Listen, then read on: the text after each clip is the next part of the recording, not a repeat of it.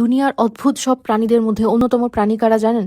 যারা কেকের বিজনেস করে। যদি কোনো অর্ডার না আসে তাহলেও এরা কাঁদবে, আর যদি অর্ডার আসে তাহলেও এরা কাঁদবে। তাদের চাওয়া পাওয়ায় এই ধরনের বাইপোলারিটি আপনি আর অন্য কারো মধ্যে দেখতে পাবেন না। এই আমার কথায় একটা এক্সাম্পল দিয়ে বুঝাই। আগে যখন অর্ডার কম আসতো বা এক দুদিন যদি অর্ডার না আসতো তাহলে মন খারাপ করে বসে থাকতাম। যখন দেখতাম যে কোনো ফেমাস পেজে ওরা একদিনে 4-5টা করে কেক ডেলিভারি দিচ্ছে, তখন মন খারাপ করতাম যে এরা এত অর্ডার কিভাবে পায়, আমি কেন পাই না। আর যখন অর্ডার আসতো, টানা এরকম ডেলিভারি থাকতো, তখনও অনেক বেশি স্ট্রেস যেত।